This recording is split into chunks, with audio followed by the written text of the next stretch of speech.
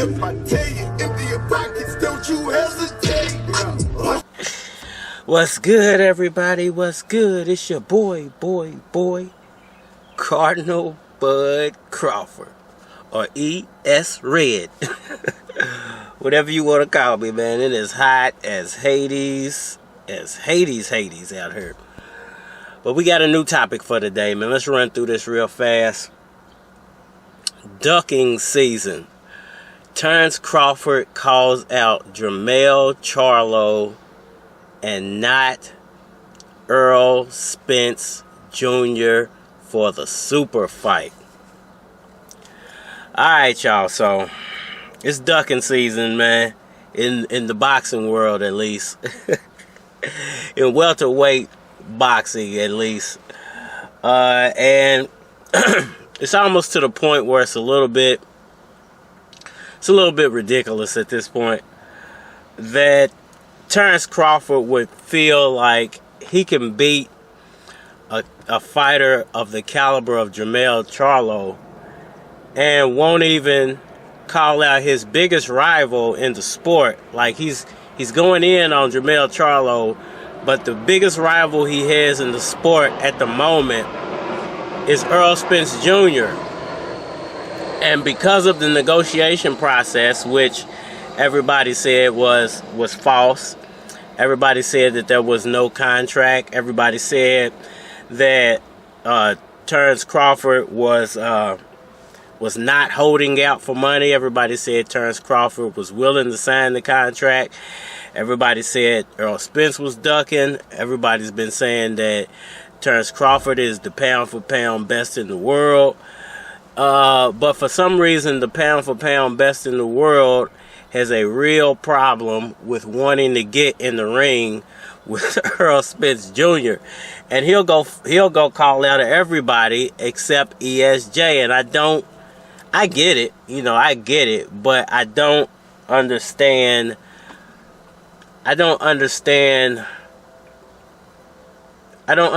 why he's choosing to duck at this moment.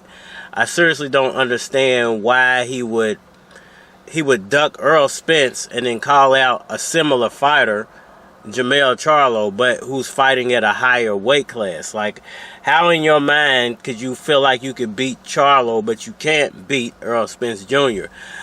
Maybe you feel like you can beat Errol Spence Jr., but you'll get a better price for Charlo. I don't understand how he figures he will get a better purse split trying to face up with Jermall Charlo than he would against Errol Spence Jr. Like, everybody's been watching the negotiation process for the Spence Jr. fight, so they know that you're a crybaby about the money. So why would you think that you could go into a negotiation process with Charlo and get more than you would for the Errol Spence fight, other than maybe you think that Charlo is more popular than Spence, so somehow the fight will be worth more with Charlo than it would with Spence? Because I certainly don't see Charlo having any mercy on you when it comes to the purse split. He's definitely going to force, maybe 70-30 down your throat. You're not going to get a better purse split than the 60-40 Errol Spence has already offered you. I'm not sure if that's what he's still offering you, or if there's a different purse split that he's put together with the contract that he said that they sent you 3 weeks ago. But I'm sure at this point there's not going to be much of a difference between what Spence is offering you and what Charlo's offering you.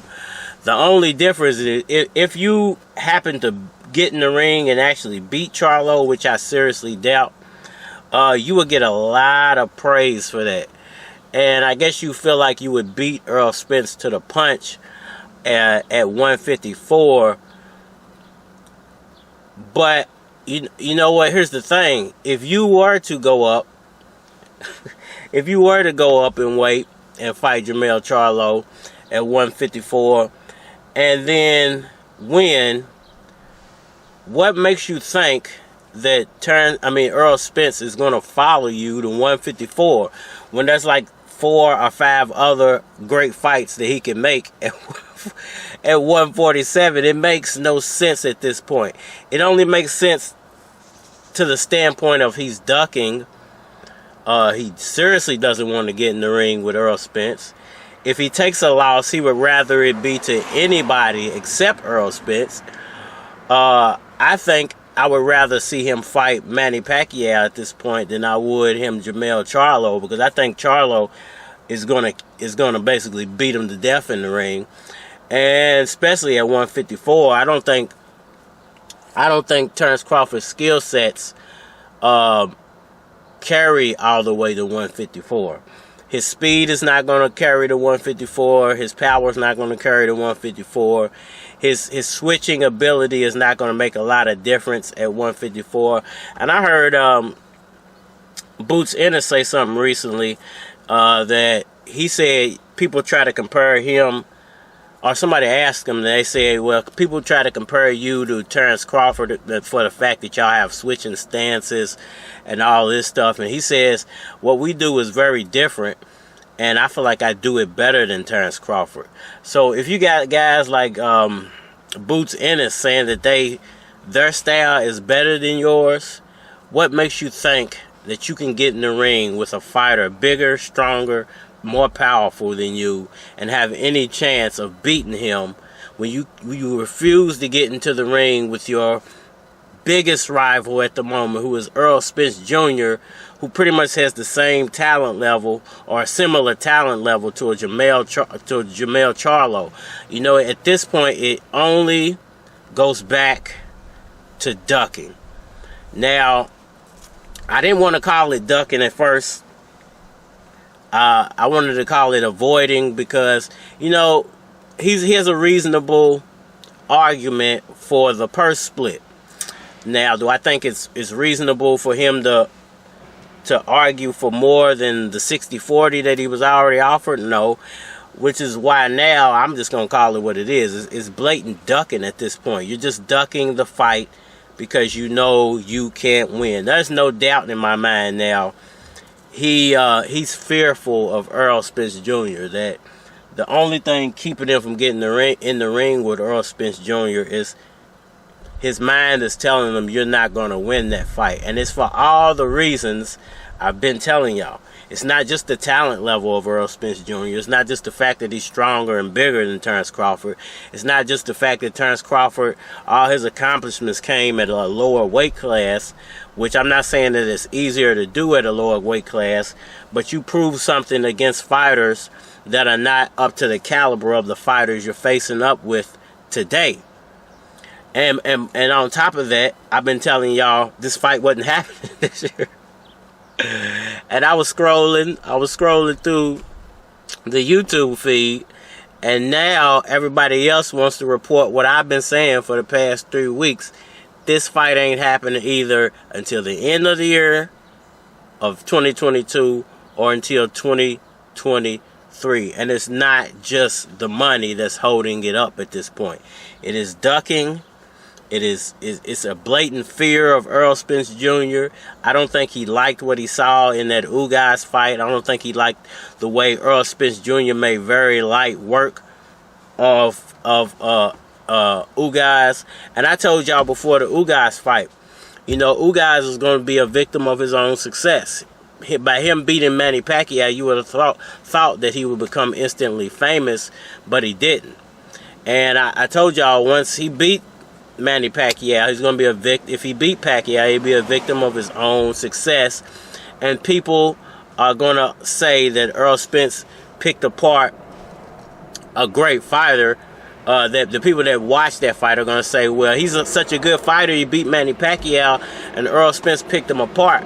And it's not even that. It's really that Ugas caught him at the right time. You know, he caught a lackluster Pacquiao, a Pacquiao who didn't want to be in the ring with Ugas, a Pacquiao who came to fight Errol Spence Jr., and a Pacquiao who had to try to put together a new game plan very, very quickly, and it simply didn't work out for him. So a lot of people started calling Ugas a nobody after the Errol Spence fight, and you know, He just became a victim of his own success. So the reason I'm saying that is Terence Crawford is heading down that same road.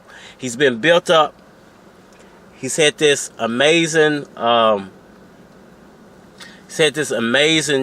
what do you call it? Hype train. He's had this amazing hype train pushing him this whole time. It started off with Bob Arum and Top Rank and ESPN, then his fans got on board, and they've been pushing this hype train for this whole time, and now it's about to stall out and crash and burn.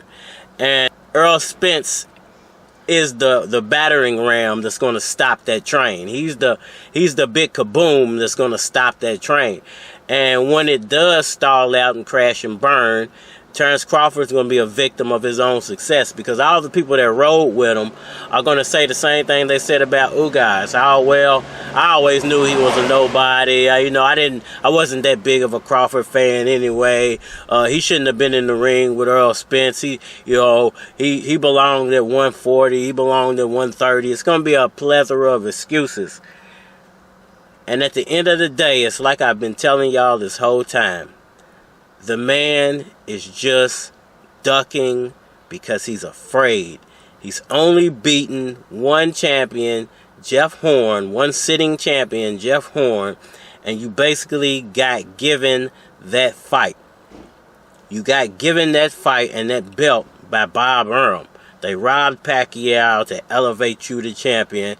And the only reason that people even know who you are at this point is because ESPN has been pushing you like you're Roy Jones Jr. or Mike Tyson or somebody. And you're nowhere near those guys' level. You're not even on Errol Spence's level at this point. You're a ducking, cowardly lion. And it's sad. It's sad. It's sad. It's a sad day in the boxing world. And this is what's going to kill the sport of boxing eventually. If they allow these fighters to keep coming up with any and every excuse not to take a fight at the right time, it's going to do nothing but keep pushing true boxing fans away from the sport and towards MMA more and other forms of martial arts or hand-to-hand combat, because nobody wants to sit through this crap. Nobody wants to continuously try to push a fighter, and once you get the fighter to the level where you think that they should be having more success or taking great fights, they decide to duck, and they use money as their excuse, and they basically just use money as their excuse for why they don't want to make the fight. These guys pretend to be warriors. They pretend to be the best, pound for pound, this and that. But at the end of the day, they are just cowardly lions. Let me know what y'all think about that, man. It's too hot to keep rambling. Hit that like button for me. Please subscribe. Tell a friend. Tell a dog, a cat, your homie down the street. Anybody you want to about your boy, Cardinal Bud Crawford. Or ES Red, if you want to call me that. Hit me up on all social media platforms, Facebook, Instagram, YouTube. You're more than likely to get a response on YouTube than any other rest of them. I think that's it for now. It's your boy, and we are out of here. Full of dead bodies, I just killed.